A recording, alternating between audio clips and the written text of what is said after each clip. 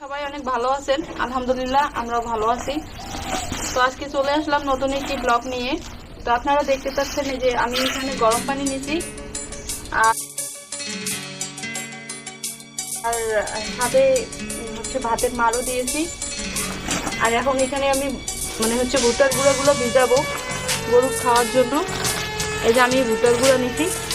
ভুট্টার গুঁড়া তো আমি সিদ্ধ করে দেই, সিদ্ধ করে দিলে অনেক সব হয় এবং গরুর জন্য ভালো হয়, হজম করতে পারে। আমি এখানে ভিজাবো, ভিজে কিছুক্ষণ রাখা দিলে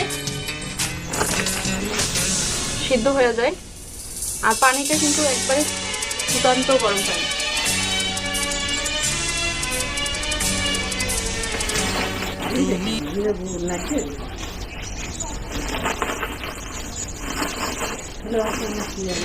আমার কাছে আজকে অল্পই ছিল ভুট্টার গুঁড়া, এজন্য 3টা গরুর জন্য লাগবে এবং ছাগলের জন্য একটু লাগবে।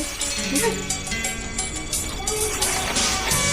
দিয়া দিলাম এজন্য পুরোটা।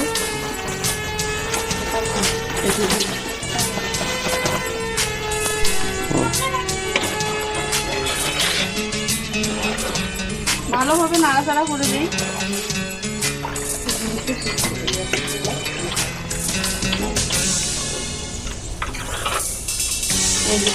শুদ্ধ হয়ে যাচ্ছে,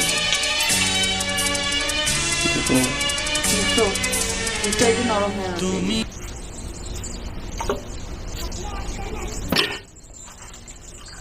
আমি এই যে গরম পানির মধ্যে ভুট্টার গুঁড়াগুলো দিয়ে দিলাম।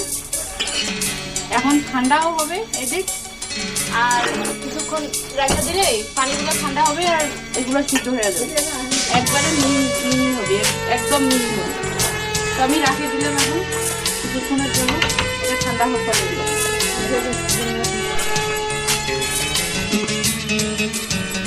আর বড় গরুটার জন্য একটু বেশি রাখছি, কেননা ওটা তো বড় গরু, এই জন্য ওর জন্য একটু বেশি রাখছি।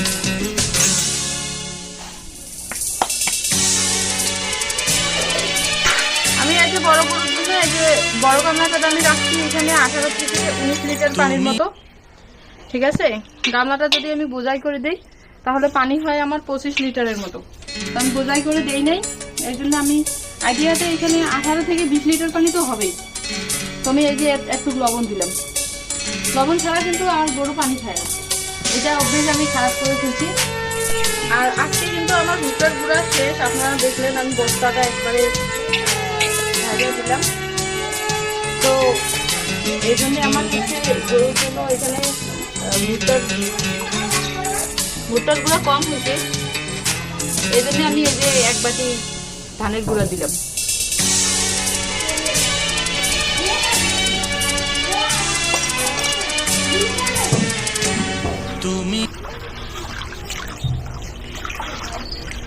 আমি এখন গরু খাইতে দিই, আমার পানি সম্পূর্ণভাবে রেডি।